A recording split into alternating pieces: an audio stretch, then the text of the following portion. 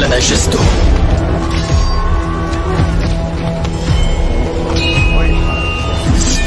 ينهى القوم عن القتال ويشير بالرجوع، ثم يكون عوض رجل المبارزة مع عبد الله الوليد.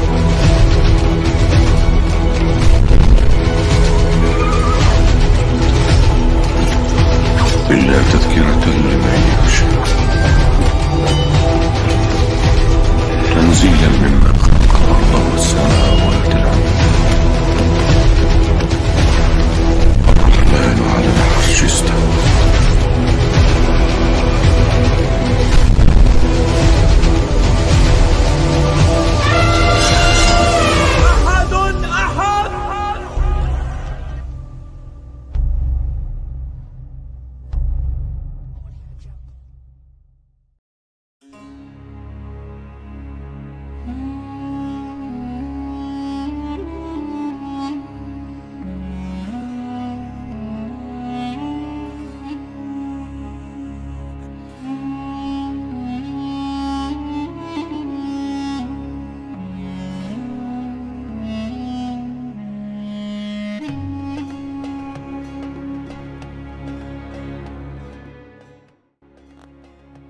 Bismillahirrahmanirrahim. Assalamualaikum warahmatullahi wabarakatuh.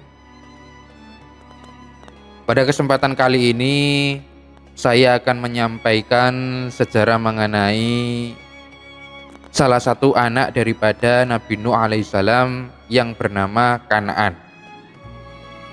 Tujuan saya menyampaikan sejarah ini adalah untuk menambah wawasan kita semua agar kita dapat mengetahui hal-hal yang berkaitan mengenai sejarah yang telah lalu. Nah, bagaimana kisahnya? Marilah kita simak penjelasan berikut ini. Nabi Nuh alaihissalam adalah bapak daripada umat manusia di dunia setelah Nabi Adam alaihissalam. Karena azab yang Allah Subhanahu wa Ta'ala turunkan berupa banjir bandang telah menenggelamkan seluruh penduduk bumi, tidak terkecuali istri dan anak Nabi Nuh alaihissalam yang tidak beriman kepada Allah Subhanahu wa Ta'ala. Mereka yang selamat adalah yang beriman kepada Allah Subhanahu wa Ta'ala dan berada di dalam bahtera Nabi Nuh alaihissalam. Sebagian ulama berpendapat ada 80 orang di dalam kapal tersebut. Sebagian lagi menyebutkan ada 70 orang dan yang lain mengatakan hanya ada 10 orang.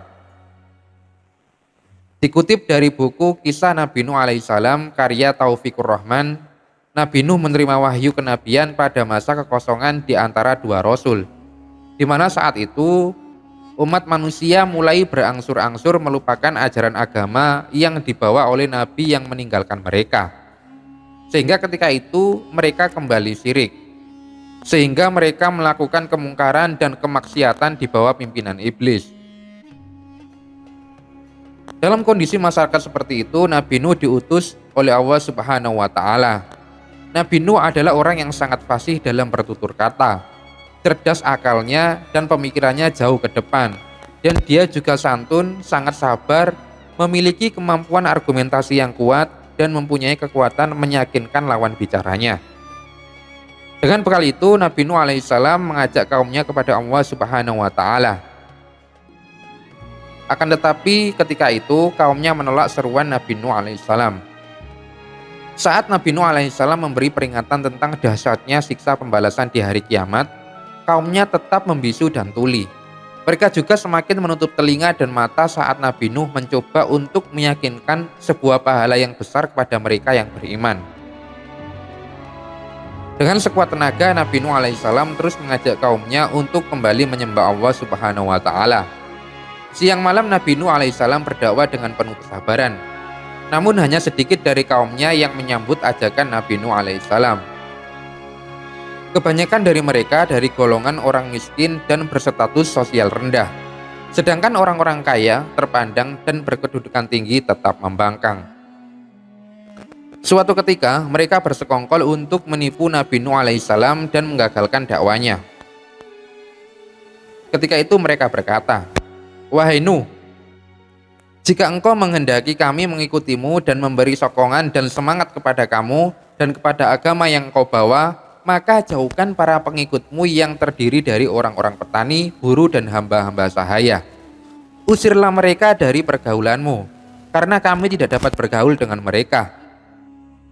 Dan bagaimana kami dapat menerima agama yang menyamaratakan para bangsawan dengan orang awam, penguasa dengan buruh-buruhnya? Ketika itu tentu saja Nabi Nuh alaihissalam menolak syarat tersebut. Nabi Nuh alaihissalam menjelaskan bahwa Allah Subhanahu wa Ta'ala tidak membeda-bedakan manusia dari hartanya. Dikutip dari buku berjudul Kisah Para Nabi dan Rasul karya Ibnu Katsir, dijelaskan bahwasanya Nabi Nuh alaihissalam terus berdakwah hingga 1000 tahun kurang 50 tahun. Setiap kali pergantian generasi, mereka selalu berwasiat agar tidak beriman kepada ajaran yang dibawa oleh Nabi Nuh alaihissalam.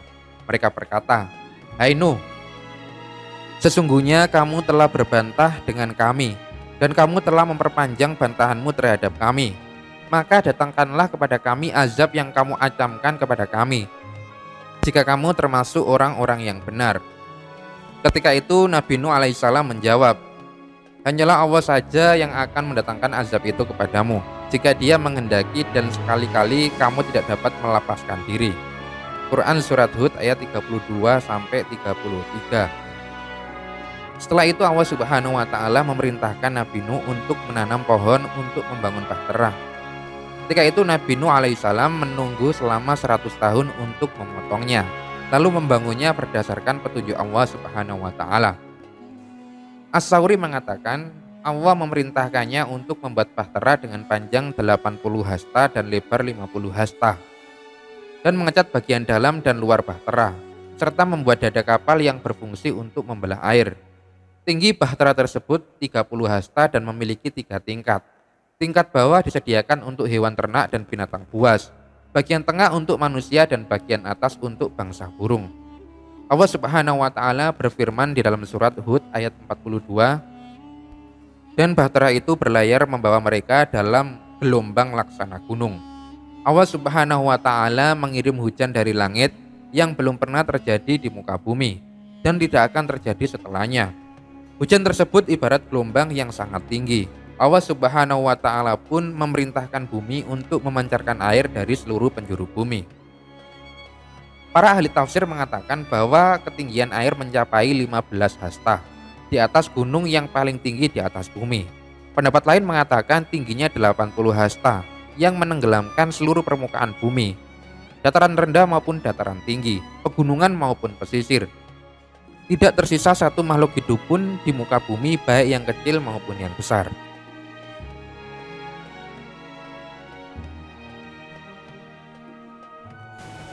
Nah, di dalam surat Al-Ankabut ayat 14, Nabi Nuh alaihissalam dikisahkan hidup di dunia selama 950 tahun serta memiliki anak yang bernama Kan'an, dan dia merupakan anak Nabi Nuh yang durhaka. Kisah Nabi Nuh alaihissalam ini disebutkan lebih dari 20 kali dalam Al-Quran.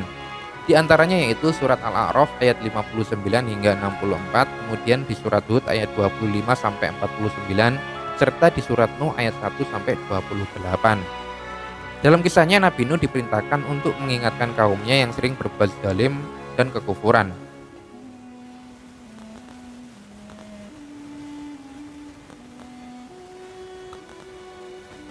Dijelaskan bahwasanya saat berdakwah banyak yang mencurigai Nabi Nuh alaihissalam punya kepentingan dengan berkedok pada kenabian. Menanggapi kecurigaan tersebut, Nabi Nuh alaihissalam menandaskan, "Hai kaumku, sebagaimana pikiranmu jika aku mempunyai bukti nyata dari Tuhanku dan diberinya aku rahmat dari sisi Tuhanku. Akan tetapi rahmat itu disamarkan bagimu. Apa akan kami paksa kalian menerimanya, padahal kamu semua tidak suka? Hai kaumku, aku tidak meminta harta benda atau upah bagi seruanku. Upahku cukuplah dari Allah Subhanahu wa Ta'ala semata." Ketika itu kemaksiatan dan kesyirikan terus merajalela. Bahkan umatnya pun menantang Nabi Nuh alaihissalam. Beliau lantas meminta pertolongan Allah Subhanahu wa Ta'ala dan mendoakan kebinasaan semua kaum kafir sebagaimana tertuang dalam surat Nuh ayat 26 hingga 27. Allah Subhanahu wa Ta'ala kemudian menjawab doa Nabi Nuh alaihissalam. Allah Subhanahu wa Ta'ala memerintahkan kepadanya untuk membuat sebuah kapal besar dan mengumpulkan kaum beriman bermacam tumbuhan dan berpasang-pasangan binatang. Belum pernah ada kapal sebesar yang dibuat oleh Nabi Nuh alaihissalam sebelumnya. Dan juga sesudahnya, Nabi Nuh alaihissalam dan pengikutnya mengumpulkan kayu dan mulai membuat kapal besar di tengah daratan, tidak di pinggir sungai atau pantai. Nah, Nabi Nuh alaihissalam ini mempunyai 4 orang anak laki-laki. Salah satunya adalah Kan'an yang merupakan anak tertua dan salah satu yang durhaka kepada ayahnya sendiri. Kan'an menyembunyikan kebenciannya kepada ayahnya serta berpura-pura beriman. Tiba waktunya bencana akan datang. Kan'an yang kafir itu tak mau ikut meski sang ayah telah memintanya. Allah Subhanahu wa Ta'ala membongkar kemunafikannya serta tidak memasukkannya ke dalam golongan yang selamat. Saat bahtera Nuh mulai berlayar, Kan'an tidak mau masuk ke dalam kapal dan tetap ingin menyelamatkan diri menuju puncak sebuah gunung. Disebutkan bahwasanya Nabi Nuh memanggil anaknya, "Wahai anakku, naiklah ke kapal bersama kami. Janganlah kamu bersama orang-orang yang kafir." Ketika itu Kan'an menjawab, "Aku akan mencari perlindungan ke gunung yang tak dapat menyelamatkanku dari bah." Nabi Nuh lantas menjawab, "Tidak ada yang melindungi dari azab Allah Subhanahu wa Ta'ala pada hari ini selain Allah yang Maha Penyayang." Allah Subhanahu wa Ta'ala berfirman di dalam surat Hud ayat 42 sampai 43, "Dan gelombang menjadi penghalang antara keduanya, maka jadilah anak itu termasuk yang ditenggelamkan." Tidak lama kemudian ketinggian air melebihi puncak gunung tertinggi di dunia. Permukaan bumi pun rata dengan air. Tak ada satu makhluk pun yang selamat dari azab Allah Subhanahu wa Ta'ala.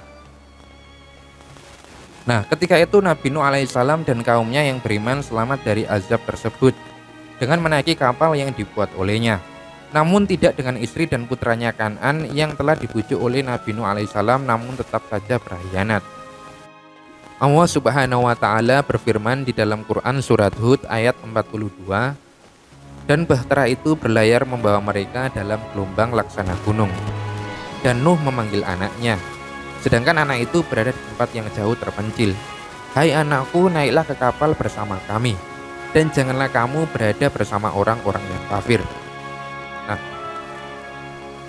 pelajaran dari kisah ini bahwasanya pentingnya pengawasan orang tua dalam hal keyakinan yang dimiliki oleh anak. Menjauhkan sifat sombong dan angkuh seperti apa yang dimiliki oleh Kan'an. Dan juga memahami dan mencontoh kesabaran yang dimiliki oleh Nabi Nuh alaihissalam. Kemudian mentaati orang tua selama apa yang ia serukan baik. Dan tidak menyimpang dari ajaran Allah Subhanahu wa Ta'ala. Menjalankan apa yang diperintahkan Allah Subhanahu wa Ta'ala dan menjauhi larangannya. Demikianlah sejarah singkat mengenai Kan'an bin Nuh alaihissalam beserta kisah Nabi Nuh alaihissalam yang dapat saya sampaikan. Semoga dapat bermanfaat dan dapat menambah wawasan kita semua. Wallahu a'lam bishawab. Billahi taufik wal hidayah. Wassalamualaikum warahmatullahi wabarakatuh.